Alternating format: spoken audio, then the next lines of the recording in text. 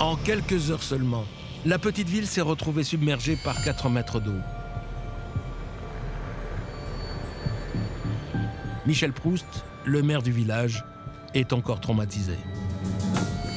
Mais de ce côté-là, c'est les rues donc, qui ont été fermées. Là, vous avez l'église où il y a eu 2 mètres d'eau à l'intérieur. Donc voilà, un des repères naturels de crue, donc le monument aux morts, où l'eau était au-dessus du casque du soldat inconnu, ce qui fait à peu près 3,50 m, entre 3,50 m et 4 mètres d'eau. Donc si vous tracez la ligne droite, on s'aperçoit que les maisons qui sont derrière, l'eau était sur le premier étage.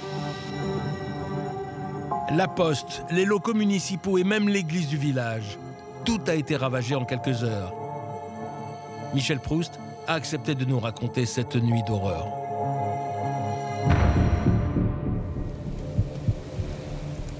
Tout commence lorsqu'une pluie diluvienne s'abat soudainement sur Villegayenque. C'est la vitesse et la quantité de l'eau qui est tombée qui a fait que ça s'est aggravé très vite.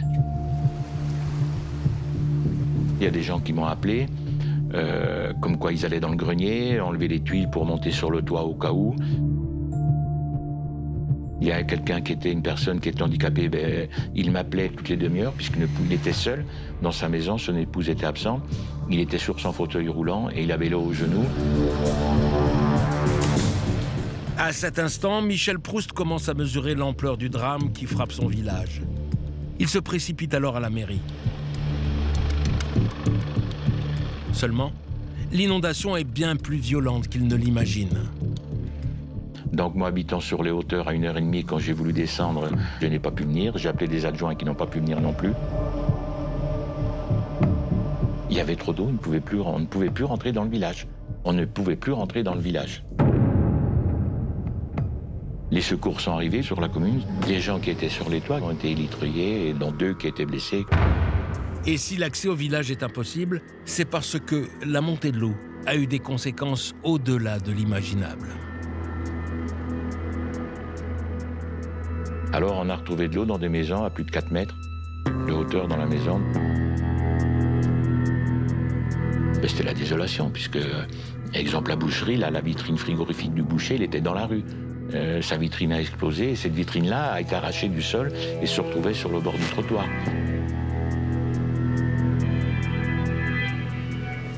Et toutes les portes ont explosé, toutes les fenêtres. Enfin, c'était... Et dans les maisons, tout est senti dessous, quoi. Je veux dire, tout a été soulevé, les frigos, les congélateurs, les gazinières. Sur les 860 foyers du village, 430 sont inondés. Même le pont de la ville a cédé sous le poids de l'eau. Les dégâts sont insensés. Au petit matin, Michel Proust dresse un bilan provisoire de l'inondation et il est tragique. Tant qu'on ne l'a pas vécu, on ne peut pas s'imaginer ce que l'eau peut faire comme dégâts. On a 4 décès à déplorer sur la commune.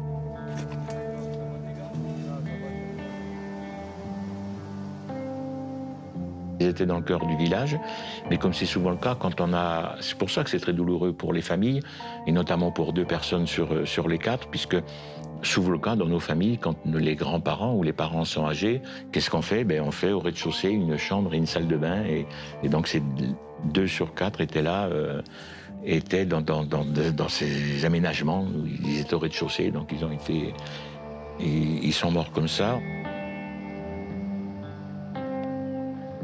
Ensuite, une 3e personne, c'est la crue qui l'a fait tomber. Les pompiers ont réussi à la récupérer, mais quand elle est arrivée à l'hôpital, elle est décédée.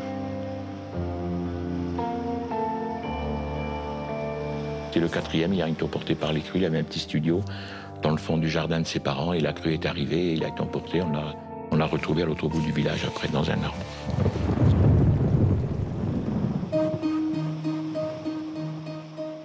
Pour le maire du village, comme pour les habitants de Villegayenque, le traumatisme est immense.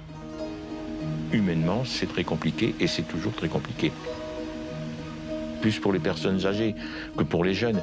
C'est tout un pan de leur vie qui s'en va pour les gens qui ont plus de 70 ans. Tout un pan de leur vie. Pour certains, c'est des maisons, c'était la 3e génération. Tous ces gens-là avaient toute leur vie dans des albums photos et là, tout est parti. Cette boue qui rentre, elle rentre partout, on ne peut rien récupérer. On ne peut rien récupérer. Et donc tout est parti. Alors là, c'est vrai que ces gens-là, c'est très douloureux pour eux. Très, très douloureux.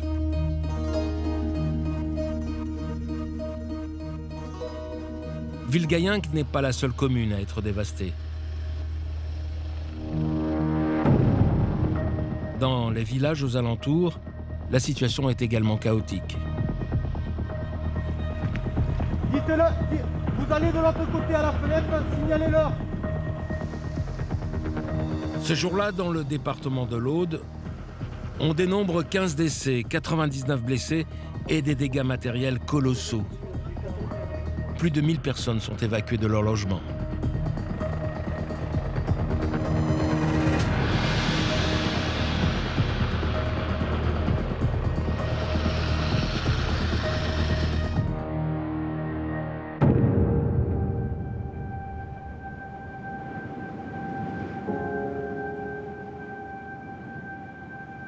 Aujourd'hui, une année est passée depuis l'inondation meurtrière. Et pourtant, Villegayenque porte encore les stigmates du drame. Le plus choquant se cache derrière cette porte en bois.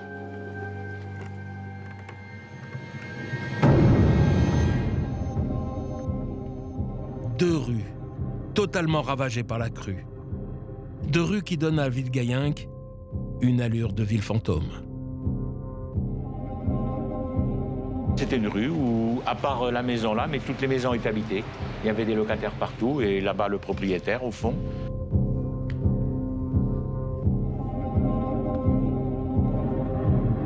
Et là, tout est dévasté. La maison là qui est à moitié écroulée par la crue, que l'eau a écroulée.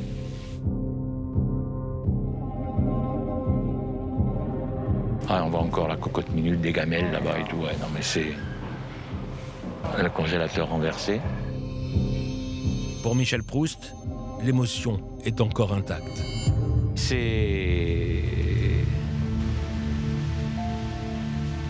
un sentiment mitigé. C'est douloureux parce que bon, il y avait des familles qui étaient là et il y en a eu deux qui sont partis, qui ne vont pas revenir. Donc des familles qui étaient bien intégrées, que tout le monde aimait bien. C'est triste aussi parce que ces deux rues, je les ai connues, quoi. Je les ai arpentées, même avant d'être à la mairie. Donc voilà, c'est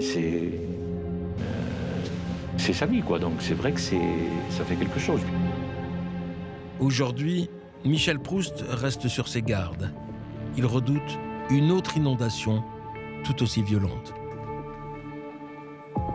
Nous sommes dans un dérèglement climatique, donc ce phénomène-là peut se reproduire ici. Il n'est jamais arrivé, mais il peut se reproduire, c'est sûr. Année après année, l'eau qui tombe du ciel, plus que jamais, nous menace. Cela ne fait aucun doute.